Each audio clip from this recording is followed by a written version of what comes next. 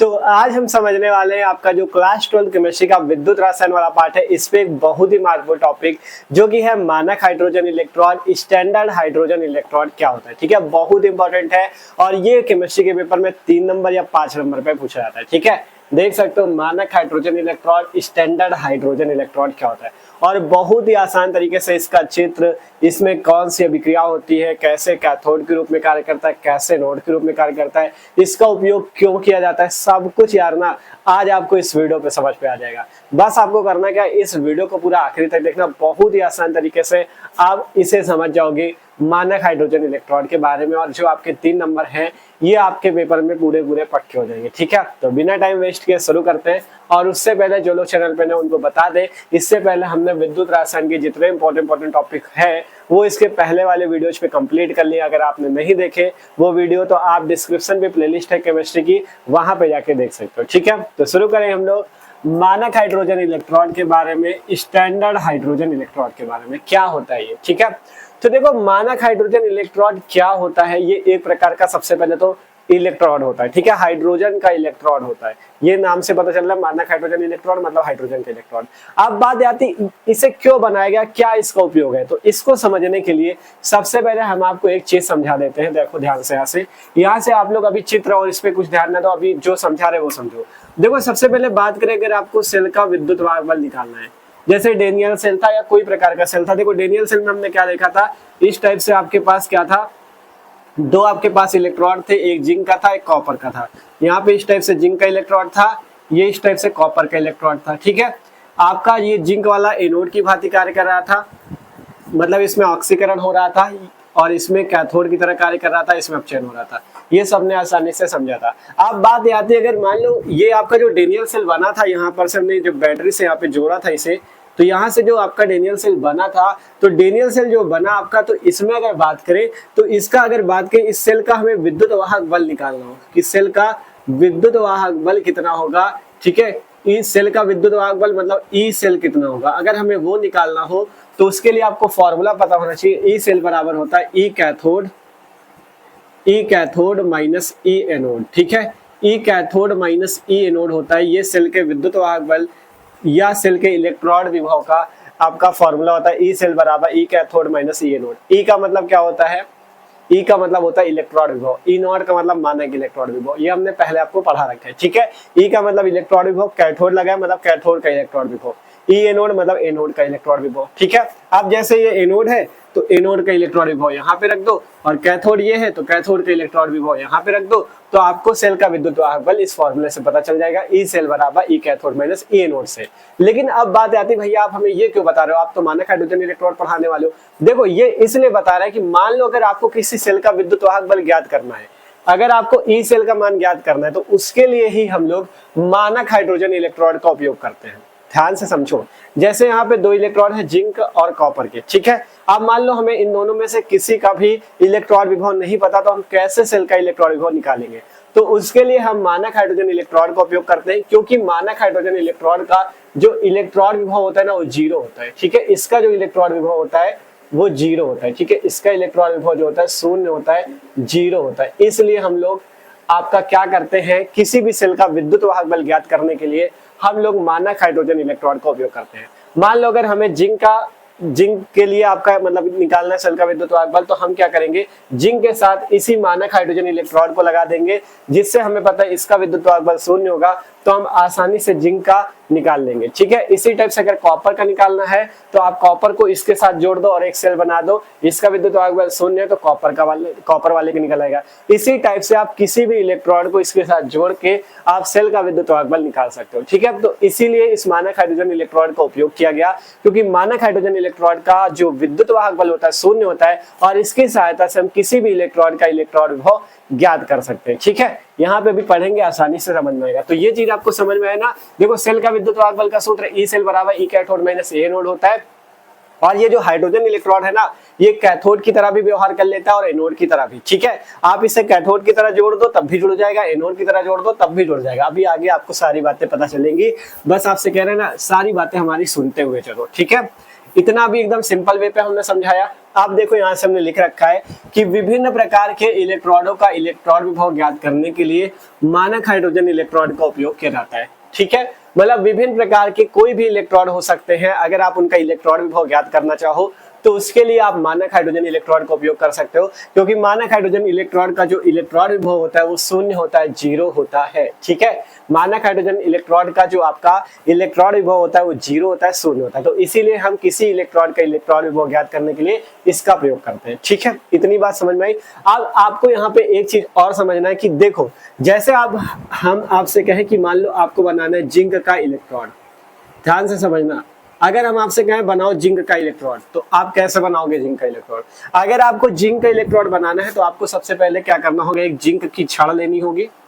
ठीक है, इस टाइप से आपको एक जिंक की छड़ लेनी होगी और उसको आपको इसी जिंक के विलयन में डुबोना होगा, इसी जिंक के विलयन में आपको डुबोना होगा। ध्यान से समझना, अगर जिंक का इलेक्ट्रोड बनाना है तो जिंक की छड़ को जिंक के विलयन में डुबो दो, मतलब यहाँ से हम लोग इसे जिंक के विलयन में, मतलब ZnSO4 के विलयन में डुबो सकते हैं। ठीक है, तो ZnSO4 के विलयन में अगर आप जिंक की छड़ को डाल देते हो तो इसे कहा जाएगा जिंक का इलेक्ट्रोड। इसी टाइप से अगर कॉपर के इलेक्ट्रोड की बात करें तो कॉपर की छड़ को आप कॉपर सल्फेट के विलयन में डुबो दो, CuSO4 के, तो ये बन जाएगा कॉपर का इलेक्ट्रोड। तो यहाँ से हम आपको ये समझाना चाहते हैं कि अगर किसी का इलेक्ट्रोड बनाना है, किसी भी धातु का इलेक्ट्रोड बनाना है, तो आप उसे क्या करोगे, उसकी छड़ लेके उसको उसी के विलयन में डुबो दोगे तो इसका इलेक्ट्रोड बन जाएगा। अब बात आती है, अगर आपको हाइड्रोजन का इलेक्ट्रोड बनाना है तो आप हाइड्रोजन की छड़ कहाँ से लाओगे? ठीक है, अगर आपको हाइड्रोजन का इलेक्ट्रोड बनाना है तो धातु थी तो धातु की तो छड़ मिल जाती है, लेकिन इसका इलेक्ट्रोड कहाँ से लाओगे?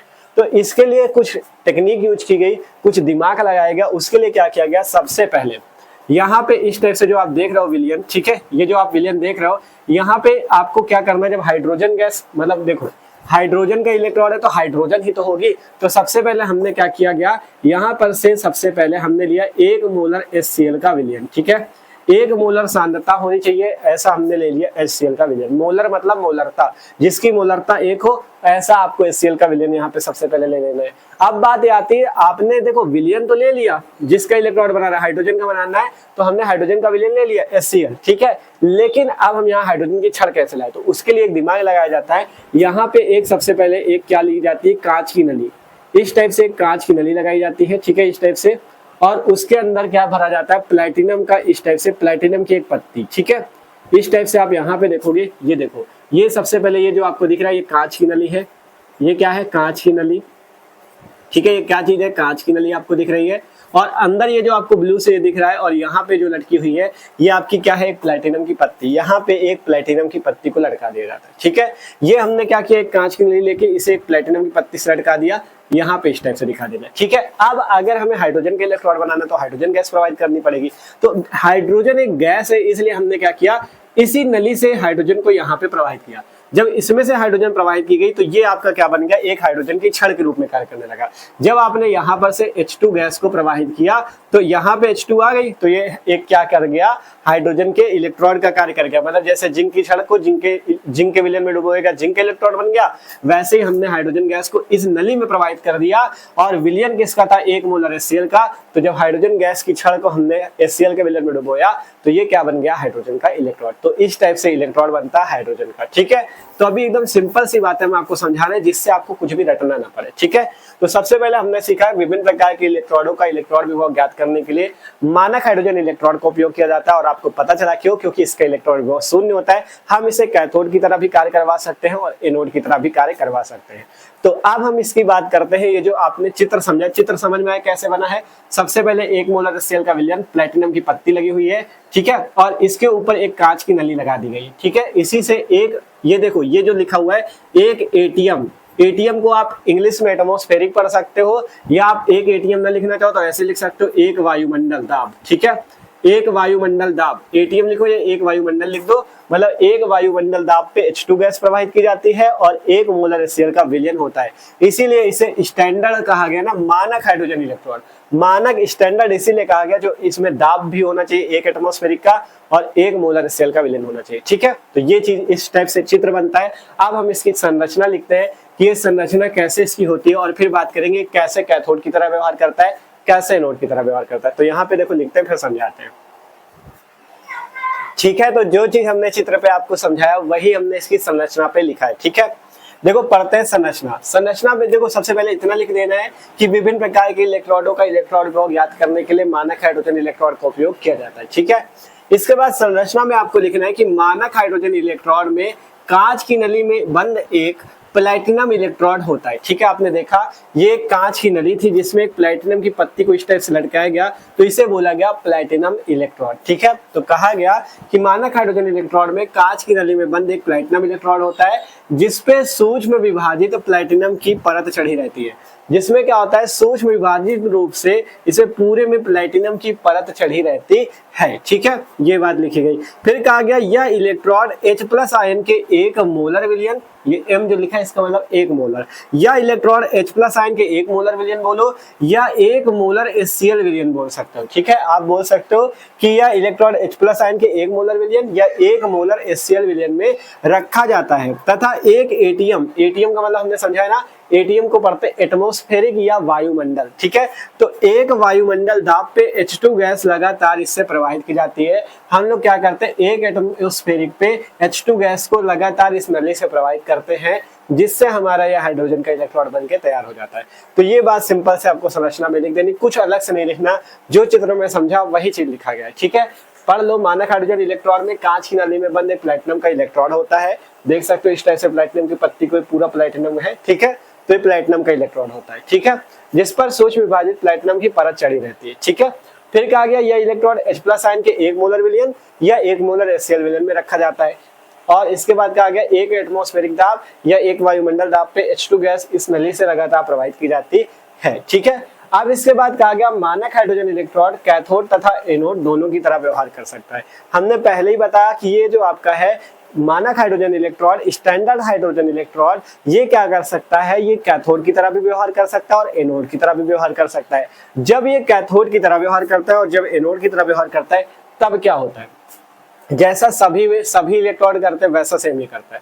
जब देखो एनोड में अपक्रिया होती है तो आपको पता है ऑक्सीकरण होता है, और जब कैथोड पे अपक्रिया होती है तो आपको पता है अपचयन होता है। आपने डेनियल सेल पे भी देखा था, जो हमने डेनियल सेल पढ़ाया था उसमें भी आपने देखा था एनोड पे ऑक्सीकरण होता है, कैथोड पे अपचयन होता है। ठीक है, तो यहाँ से चाहो तो लिख भी देना कि जब ये एनोड की तरह व्यवहार करता है तो ऑक्सीकरण होता है, जब ये कैथोड की तरह व्यवहार करता है तो अपचयन होता है। हम डायरेक्ट यहाँ से अभिक्रिया लिख रहे हैं कि अगर मान लो एनोड की तरह हाइड्रोजन गैस, ये जो हाइड्रोजन आपका है मानक हाइड्रोजन इलेक्ट्रोड, अगर एनोड की तरह व्यवहार करे तो क्या बनेगा, देखो यहाँ से सिंपल हाइड्रोजन होगा H2 गैस के रूप में।